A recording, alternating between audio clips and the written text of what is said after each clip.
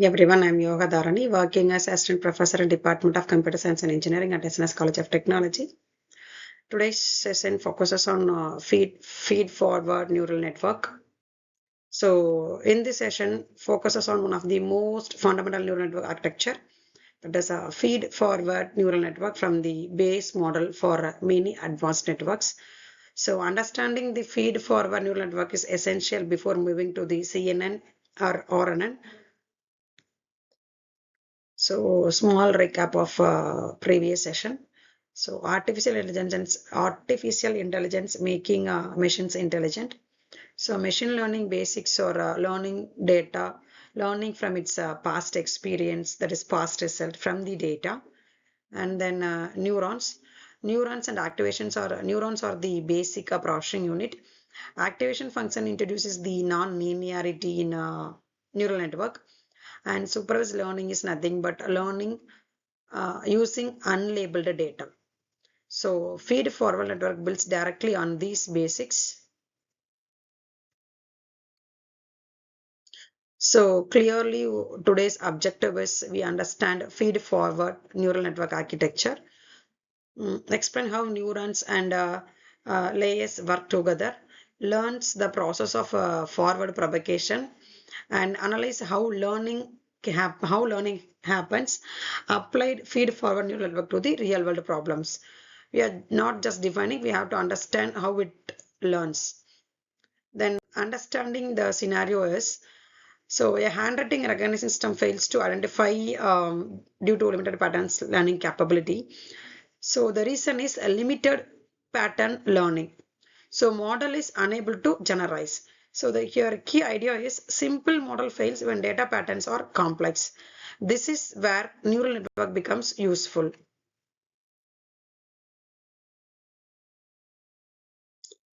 So the in empathy part, information flows only in one direction. Flows only in one direction. Mm, that is no feedback or loop from input data, then move on to the hidden layer, then it moves to the output layer.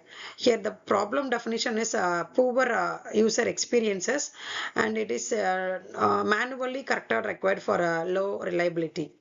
A weak model directly affects user's trust. Here, ideate that is our possible solutions are we use a feed for neural networks, that is odd multiple hidden layers for a better feature learning. Non-linear activation methods would be activated because of complex decision boundaries. Here, training using back propagations and optimizing using gradient descendant here. Here, better architecture leads to better learning here.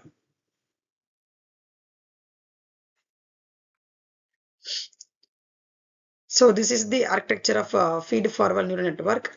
Input layer receives raw data, and hidden layer performances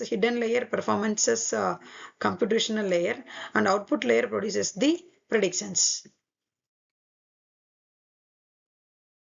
Here, important characteristics are no cycle, no feed-forward connections here. So each layer processes and passes information forward. Here, artificial neural network, as I told in previous videos, inputs here are x1, x2, x3 here, and its corresponding weights are w1, w2, w3, like wn, and it transfers into the function is called activation function, and it maintains the threshold value. Activation function, it is the decision maker, and mathematically weighted sum plus bias is and then goes to the activation function and that leads to the output. Here neuron is a mathematical decision unit here. Here these are the types of activation function. The main purpose of activation function is introduce non-linearity, and it's enable learning of complex patterns. Here ReLU stands for rectified linear unit. It is fastest and efficient among the among these types. Because of its simplicity architecture and its performance, mostly we use this activation function only. And turn is mainly used for hyperbolic tangent area. It is a zero-centric process. And then sigmoid is multi-class classification. And sigmoid is softmax is probability output. See, these are the activation functions in neural network. Without activation, feed-forward neural network becomes a linear model. So forward propagation is nothing but it moves only in one direction. That is input multiplied by the weights, bias added, activation applied, and output is generated here. This is the single way input passes through the weight multiplied with the bias and weight and passes to the hidden layer 1 to the hidden layer 2, and then activation is applied, then move on to the output layer. Here the key idea is this is the prediction phase. It happens for every training example. So this is the visual explanation of activation function. So input input layer and then passes to the hidden layer is the iterative process, and two outputs are generated, target one and then the output one, comparatively, and then adjust its weights and bias, and output is generated. Then last function. Last function is nothing but calculated. Last function is nothing but calculation of a single data set, that is actual output minus predicted output. It measures predicted errors and it guides the learning process. That is here measures or MSE, that is mean squared error, mean absolute error, cross and entropy users in decision tree. This is the gradient descendant to minimize the errors. And training the network is forward pass. First initialize the weight for each input and then compute for each data set last function.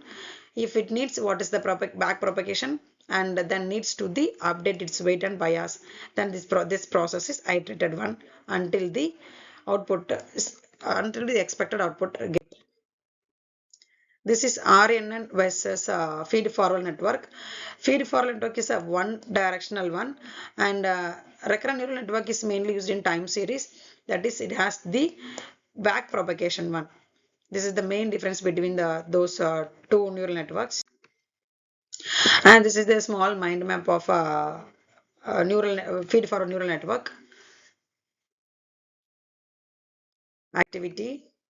So today's class we saw about what is a feed forward neural network and how it is works, its architecture, and comparison of feed forward neural network and recurrent neural network. Hope you understand feed forward neural network. Catch you in another video. Thank you.